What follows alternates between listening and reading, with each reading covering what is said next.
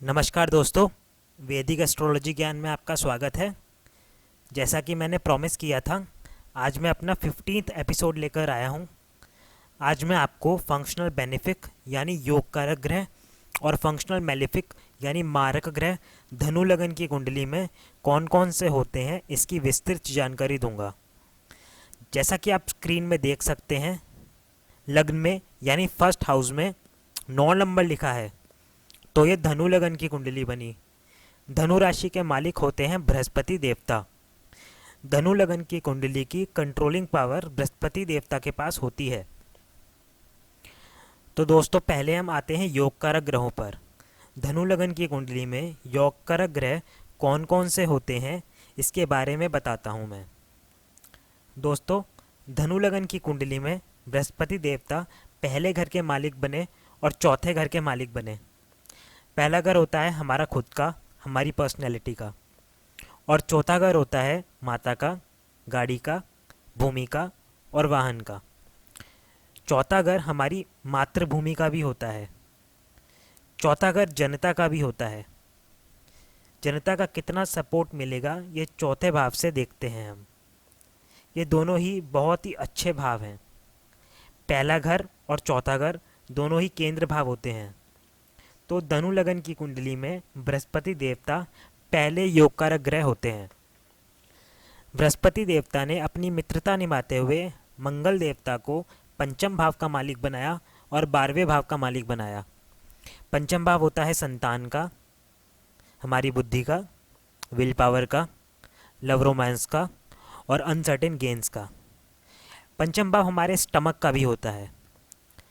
और 12वां भाव होता है लॉसेस का, व्यय का, अस्पताल के खर्चे का, जेल्स का, असाइलम्स का और पति पत्नी के प्राइवेट टाइम का। पंचम भाव एक त्रिकोण भाव है और 12वां भाव एक दुष्टाना भाव होता है। त्रिकोण के स्वामी होने के कारण मंगल देवता को 12वें भाव के स्वामी होने का दोष नहीं लगता। तो धनु लगन की कुंडली में मंगल देवता दूसरे योग कारक ग्रह होते हैं। दोस्तों, बृहस्पति देवता ने बुध देवता को सप्तम भाव का मालिक बनाया और दशम भाव का मालिक बनाया। सप्तम भाव होता है हमारी मैरिज का, डेली वेजेस का और पार्टनरशिप्स का, और दशम भाव होता है हमारे प्रोफेशन का। सप्तम भाव और दशम भाव दोनों ही केंद्र भाव होते हैं और एक ऑस्पिशियस हाउसेस हैं। कुछ लोग यहाँ बुध देवता को मारक मान लेते हैं, परंतु दोस्तों, बुध देवता और बृहस्पति देवता एक दूसरे के पूरक माने जाते हैं। बुध बुद्धि है और बृहस्पति ज्ञान है। बुद्धि बिना ज्ञान अधूरा है और ज्ञान बिना बुद्धि। तो धनु लगन की कुंडली में बुध देवता तीसरे योग कारक ग्रह होते हैं। दोस्तों, बृहस्पति देवता ने सूर्य देवता को नवम भाव का मालिक बनाया। नवम भाव होता है हमारे पिता का, धर्म को मानने का, विदेश यात्रा का और हमारे भाग्य का। नवम भाव एक त्रिकोण भाव होता है, एक ऑस्पिशियस हाउस होता है। तो सूर्य देव धनु लगन की कुंडली में चौथे और आखिरी योग कारक ग्रह होते हैं। तो दोस्तों, धनु लगन की कुंडली में 4 योग कारक ग्रह होते हैं। पहले बृहस्पति देवता, दूसरे मंगल देवता, तीसरे बुध देवता और चौथे सूर्य देव। दोस्तों, अब हम आते हैं मारक ग्रहों पर। धनु लगन की कुंडली में मारक ग्रह कौन कौन से होते हैं, इसकी जानकारी देता हूं मैं अब। बृहस्पति देवता ने शनिदेव को दूसरे भाव का मालिक बनाया और तीसरे भाव का मालिक बनाया। दूसरा भाव होता है कुटुंब का, धन का और हमारी वाणी का। और तीसरा भाव होता है छोटे भाई बहनों का, हार्डवर्क का और छोटी मोटी यात्राओं का।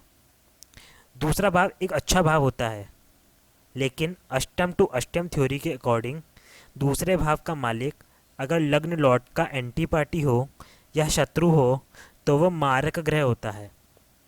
तो शनिदेव जो दूसरे घर के मालिक बने, लेकिन लग्न लॉर्ड बृहस्पति देवता के एंटी पार्टी होने के कारण शनिदेव पहले मारक ग्रह होते हैं। बृहस्पति देवता ने शुक्र देवता को छठे भाव का मालिक बनाया और 11वें भाव का मालिक बनाया। छठा भाव होता है रोग का, ऋण का, कर्जे का, लंबी बीमारियों का। छठा भाव हाउस ऑफ कंपटीशन का भी होता है, जॉब का होता है, कोर्ट केसेस लिटिगेशंस का होता है। छठा भाव शत्रुओं का भी होता है। और 11वां भाव लाभ का होता है, बड़े भाई बहनों का होता है। 11वां भाव हमारी इच्छा पूर्ति का भी होता है। छठा भाव एक दुष्टाना भाव होता है। तो धनु लगन की कुंडली में शुक्र देवता दूसरे मारक ग्रह होते हैं। बृहस्पति देवता ने चंद्रमा देवता को अष्टम भाव का मालिक बनाया। अष्टम भाव होता है हमारी आयु का, ऑब्स्टेकल्स का और ससुराल पक्ष का।